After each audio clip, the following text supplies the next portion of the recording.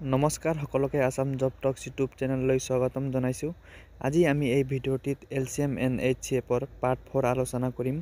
ইয়াৰ পূৰ্বতে মই ইয়াৰ part 1, part 2 আৰু পাৰ্ট 3 আলোচনা কৰিছোঁ।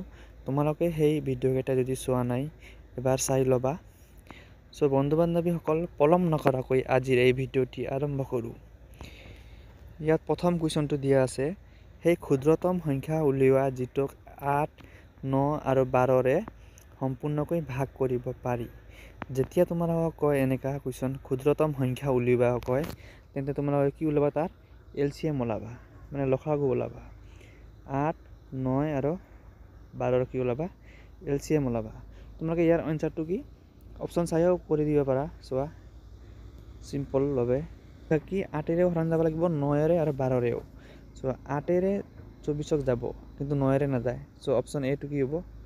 ৰং হ'ব। অপশ্যন বিটো চোৱা, ইয়াক কি 9ৰে নাযায়, এইটোও ভুল হ'ব। আৰু অপশ্যন চিটো চোৱা, ইয়াক কি 8ৰে নাযায়। আৰু অপশ্যন ডিটো চোৱা 8ৰেও যায়, কাৰণ 8 9 গুণ 72 আৰু 9ৰেও যায় আৰু 12ৰেও যায়। তোমালোকে এনেকৈ LCM ওলাইও কৰিব পাৰিবা। চোৱা 4 দি ইয়াক কেইবাৰ যাব? 2 বাৰ, এইটো 9 আৰু ইয়াক 3 বাৰ। চ' 3 দি দিয়া, ইয়াক 2, 3 আৰু এইটো 1 বাৰ। এইখিনি এবাৰ যদি পূৰণ কৰি চোৱা পাই যাবা তোমালোকে। 4 3 গুণ 12, 12 2 গুণ কিমান? 24 আৰু 24 3 গুণ 72। চ' ৰাইট এনচাৰ হ'ব 72। এতিয়া নেক্সট কুৱেশ্যন নম্বৰ 2 চোৱা। ইয়াত কি দিছে? সেই ক্ষুদ্ৰতম সংখ্যা কি যিটোক 8, 9, 12 আৰু 15ৰে হৰণ দিয়াৰ ফলত 1 ভাগশেষ পোৱা যায়। এইটো কি কৈছে? ভাগশেষ বোলে 1 পোৱা যায়। তেনেহ'লে কি কৰিবা তোমালোকে? ক্ষুদ্ৰতম বুলি কৈছে মানে LCM ওলাবা। এইকেইটাৰ LCM তোমালোকে ওলাই ল'বা, লসাগু ওলাবা। তাৰপিছত লসাগু ওলোৱাৰ পিছত যিমান ওলাব পূৰণ কৰি কিনে, ধৰা ইয়াৰ লসাগুটো কিমান হ'ব? 8, 9, 12 আৰু 15। তোমালোকে কুৱেশ্যনটো ইয়াৰ পৰা চাই কিনে কৰিব পাৰা। তো LCM কিমান হ'ব?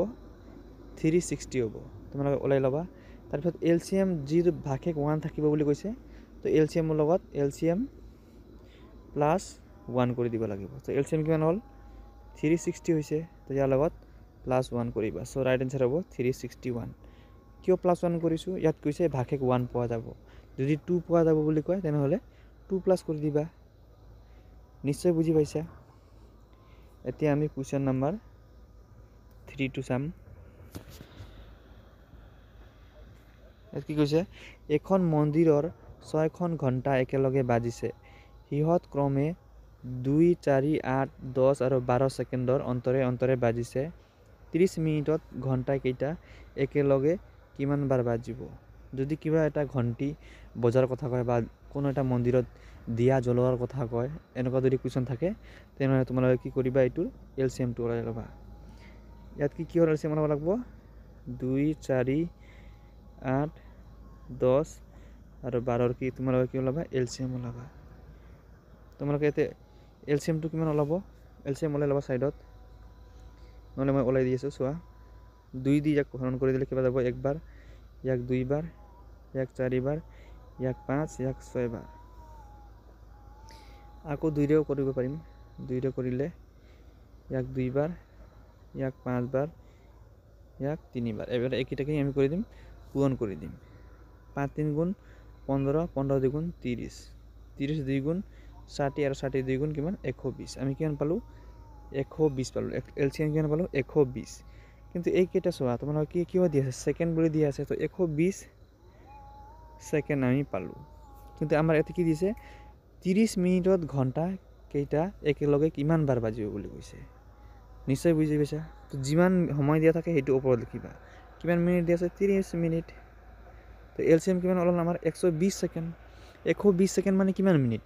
2 মিনিট, কাৰণ 60 ছেকেণ্ডত 1 মিনিট। চ' 2 তলত বহিল। নিশ্চয় বুজি পাইছা। 2 দি 30ক কেইবাৰ কাটাকাটি কৰিব পাৰিম আমি? 15 বাৰ। কিন্তু ইয়াৰ ৰাইট এনচাৰটো 15 নহয়, কাৰণ ঘণ্টাটো আগতে একবাৰ বাজি লৈছে, প্ৰথমতে বাজিছে, সেইকাৰণে ইয়াৰ প্লাছ 1 কৰিব লাগিব। তো ৰাইট এনচাৰ হ'ব কিমান? 16। Option number B. তোমালোকে ভালদৰে চাই ল'বা, কাৰণ অপশ্যনত 15ও দিয়া আছে, কিন্তু ৰাইট এনচাৰটো কিমান হ'ব? 16 হ'ব। কিয় হ'ব? ঘণ্টাটো প্ৰথমবাৰ একবাৰ বাজি লৈছে। চ' নেক্সট কুৱেশ্যন নম্বৰ 4। দুটা সংখ্যাৰ লসাগু 120 আৰু গসাগু 5 যদি সংখ্যা দুটাৰ যোগফল 55 হয় তেন্তে ডাঙৰ সংখ্যা উলিওৱা। এইটো এটা নিয়মত সূত্ৰত কৰিব পাৰিবা। এইটো আগতে মই দিছোঁ LCM equal HCF into R1 into R2 এই হিচাপত কৰিব পাৰিবা। এইটো সূত্ৰ মুখস্থ কৰিলে হ'ল R1 into R2 equal LCM বাই HCF। এইটো মনত ৰাখিলে হ'ল। এতিয়া চোৱা R1 ইনটু R2 LCM কিমান দি আছে লসাগু 120 আৰু HCF কিমান দি আছে 5। এতিয়া চোৱা R1 ইনটু R2 কিমান হ'ব 5 দি 120 একেবাৰে হৰণ কৰিব পাৰিম 2 আৰু 24 বাৰ। এতিয়া কি পূৰণ কৰিলে 24 পাম আমি ইয়াতে চোৱা 12 পূৰণ 2 কৰিলেও 24 পাম কিন্তু আমি এতে সেইটো সংখ্যা নিলিখিম আৰু 3 পূৰণ 8 কৰিলেও 24 পাম। আমি এইটো কোনটো লিখিম আমি লিখিম যিটোৰ গসাউ HCF কিমান হয় 1 হয় সেইটোৱে লিখিব লাগিব। 12 আৰু 2 ৰ HCF কিমান হ'ব 2 হ'ব কিন্তু আমি এইটো নিলিখিম কোনটো লিখিম 3 ইনটু 8 লিখিম। কিয় লিখিম ইয়াৰ HCF টো আমাৰ 1 থকাটো আমি লিখিব লাগিব। সো আমি এইটো মুছি দিওঁ।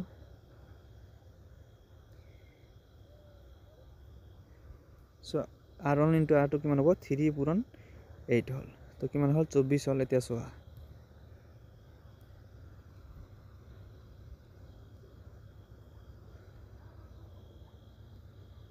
এতিয়া আমাৰ কি ওলাব লাগে ডাঙৰ সংখ্যাটো ওলাব লাগে। ডাঙৰ সংখ্যা হ'লে কোনটো হ'ব সৰু সংখ্যাটো কোনটো হ'ব 3 যেটো ৰেশিও ওলাইছে 3 ৰ লগত HCF টো পূৰণ কৰি দিবা। HCF কিমান আছে 5 তো কিমান হ'ল 15। সৰু সংখ্যাটো কিমান হ'ল 15 আৰু ডাঙৰ সংখ্যাটো কোনটো হ'ব এইটো ডাঙৰ অনুপাতৰ লগত HCF পূৰণ কৰি দিবা। HCF কিমান আছে 5 তো 8 5 গুণ কিমান হ'ল 40। সো ৰাইট আনসাৰ হ'ব অপচন সি। নিশ্চয় বুজি পাইছা। এটা কুৱেশ্যন নম্বৰ 5 টো চোৱা এইটো সেম কি দিয়া আছে দুটা সংখ্যাৰ লসাগু 90 আৰু গসাগু 15 দিয়া আছে আৰু যোগফল কিমান দিয়া আছে 75। আগৰ নিচিনাকৈ কৰিলে হ'ল ডাইৰেক্ট এইটো সূত্ৰ লিখা direct R1 into R2 equal LCM বাই HCF। So R1 into R2 equal LCM কিমান দিয়া আছে 90 আৰু HCF 15। এটা R1 ইনটু R2 কেইবাৰ যাব কাটাকাটি কৰিলে 6 বাৰ যাব। এবাৰ চোৱা 6 আমি কি পূৰণ কৰিলে 6 হ'ব R1 ইনটু কিমান হ'ব 6 কি পূৰণ কৰিলে পাম 2 আৰু 3 সো 2 ইনটু 3 ইকুৱেল কিমান হ'ল 6। এতিয়া চোৱা আমাৰ কি হৈছে সৰু সংখ্যাটো ওলাব দিছে। সৰু সংখ্যা কোনটো হ'ব এই সৰু অনুপাতৰ লগত HCF টো পূৰণ কৰি দিলে হ'ল। অনুপাত কিমান আছে সৰু 2 তো ইয়াৰ লগত কি HCF টো পূৰণ কৰি দিবা। HCF কিমান আছে 15। সো ৰাইট আনসাৰ হ'ব 30। যদি ডাঙৰ সংখ্যা ওলাব দিয়ে এই ডাঙৰ অনুপাতৰ লগত HCF টো পূৰণ কৰি দিবা তো ডাঙৰ সংখ্যাটো ওলাই যাব।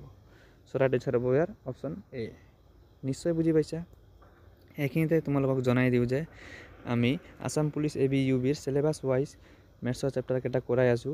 যদি তোমালোকে সেই আগৰ ভিডিও কেইটা চোৱা নাই এবাৰ চাই ল'বা কাৰণ একেবাৰে আমি জিৰোৰ পৰা আৰম্ভ কৰি বেসিক লগতে শৰ্ট ট্ৰিক হিচাপে কৰি দি আছো। সো আজি ভিডিওটিৰ অন্তিম কুৱেশ্যনটো হ'ল দুটা সংখ্যাৰ লসাগু 40 আৰু গসাগু 4। আগৰ নিচিনাকৈ কৰি দিল হ'ল R1 into R2 equal LCM into HCF R1 into R2 equal sorry LCM বাই HCF দে LCM বাই HCF। তো LCM কিমান দিয়া আছে LCM দিয়া আছে 40 আৰু HCF 4। সো এটা কাটাকাটি কৰিলে কিমান পাম R1 ইনটু R2 ইকুৱেল কিমান হ'ব 10 পাম। এতিয়া চোৱা সো কি পূৰণ কৰিলে 10 হ'ব 5 আৰু 2 পূৰণ কৰিলে 10 পাম। এতিয়া কি ওলাব দিছে সংখ্যা দুটা সংখ্যাৰ মাজত পাৰ্থক্য 12 আৰু সংখ্যাবোৰৰ যোগফলটো ওলাব দিছে। তো প্ৰথম সংখ্যা কিমান হ'ল ৰেশিও 5 ইয়াৰ লগত আমি যেতিয়া কি পূৰণ কৰি দিম HCF পূৰণ কৰি দিম আমি সংখ্যাটো পাম আৰু ইয়াৰ লগত যেতিয়া এই অনুপাতৰ লগত HCF পূৰণ কৰি দিম আমি সংখ্যাটো পাম। তো 5 4 গুণ কিমান হ'ব 20 আৰু 2 4 গুণ কিমান হ'ব 8। সো সংখ্যাবোৰৰ যোগফল কিমান হ'ব 20 আৰু যোগ 8 কৰিলে কিমান পাম 28 পাম। আৰু ইয়াতে কৈছে কি সংখ্যাৰ মাজত পাৰ্থক্য 12 বুলি কৈছে। তো 20 আৰু 8 ৰ মাজত পাৰ্থক্য কিমান 12 12 হ'ল, বুজি পাইছা না? আৰু আমাৰ কি ওলাব দিছে, যোগফল ওলাব দিছে। তো প্ৰথম সংখ্যা কি 20 আৰু ছেকেণ্ড সংখ্যা 8, তো দুটা যোগ কৰিলে কিমান পাম 28 পাম, 28 পাম। চ' ৰাইট এনচাৰ হ'ব অপশ্যন ডি। নিশ্চয় বুজি পাইছা। যদি এই কুৱেশ্যনৰ মাজত তোমালোকে কিবা এটা বুজি পাইছা তেন্তে আমাৰ চেনেলটি ছাবস্ক্ৰাইব কৰি দিবা, লগতে ভিডিঅ'টি চোৱাৰ বাবে ধন্যবাদ।